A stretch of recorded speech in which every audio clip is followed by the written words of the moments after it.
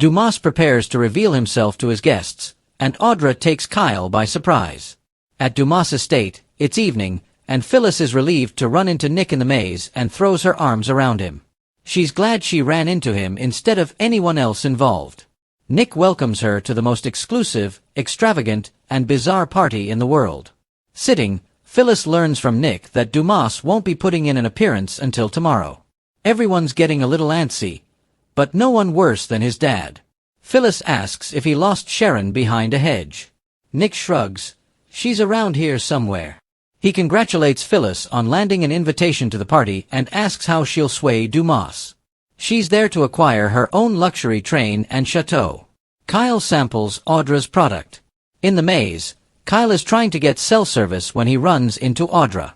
She asks if he's lost, or if he followed her.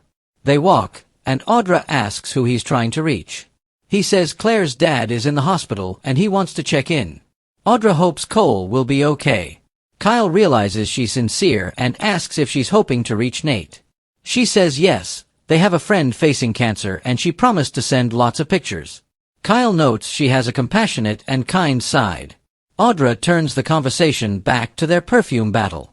He asks her to show him a sample of her product. She asks, "Are you saying you'll show me yours if I show you mine?" Audra tells Kyle she won't be sharing her perfume with him. The first person to experience it will be Dumas. They banter, but in a friendly way, as she teases that she can't trust him with groundbreaking information. He thinks she might be overselling it, but she assures him that soon, he'll find out just how right she is. Audra tells Kyle the product she has is special and unique. Kyle wants a whiff. He can't set up a lab to copy it there. She argues he can change his product before showing Dumas. Kyle wonders if she even has a product. She reminds him this was her idea and pulls out a perfume bottle. He says anything could be in that bottle. She spritzes it on, and Kyle admits, not bad. Audra wants to know what he really thinks. He admits, it's intoxicating. Near the maze, Diane complains to Jack about Dumas dragging this out and not even showing up. In his study, Dumas watches them all on video feeds. Diane and Jack talk about Victor and Nikki retreating to their private sleeping car. Jack doesn't think this bodes well for the rest of their stay. Diane will admit it's a lot. She suggests they shift their perspective and admire their surroundings. The food was delicious. Diane admits the maze and sleeping in train cars is odd, but nothing totally unpleasant. Jack grunts, except the mustache's presence. She suggests they focus on each other.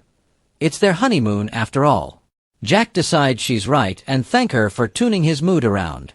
They kiss. Abby's delay. On the train, Damien, Devon and Lily talk about being the last ones in and mention a plane delay. Damien knew Dumas was a bit extra, but not to this extent. Devon marvels about him having a train with private sleeping cars for all the guests. Damien knew he had money but he never pictured anything like this. They go on about Dumas keeping them in suspense, and talk about wanting to discover his motives. Damien thinks it's best to be patient and a little on guard too. Lily's felt unsettled since the minute she stepped onto the train. Devon points out no one knows what to expect. Damien hopes they'll have answers soon. The train stops and Carter appears. Welcome. He introduces himself and Damien tells him he used to work for his boss. Carter knows who he is. He knows who they all are. Tightly, Carter asks about Abby, who is supposed to be with them. Devon explains she'll be flying in on a later flight. Their son got sick. Carter tells them Dumas is detained as well and will arrive tomorrow. The other guests have arrived and will be enjoying cocktails shortly. He urges them to get changed and he'll escort them to the gardens so they can find their way. Lily laughs. What is it, a maze? Carter says they'll see and leads them to their rooms. Sharon gets an eyeful.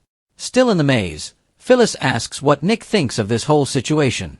Phyllis realizes it's like a human board game. Starting to panic, she says they're being played with. Nick soothes that she's not in the clinic and isn't being controlled. She says they're being controlled by a rich guy, but it's not Martin Laurent. Nick reassures her and asks if she'll stick around. She thanks him for his calming influence. She will put herself together and maybe this will help with her trauma. Nick's very proud of her. She always finds a way through. Phyllis is glad he's there with her. They embrace and Sharon appears and spots them.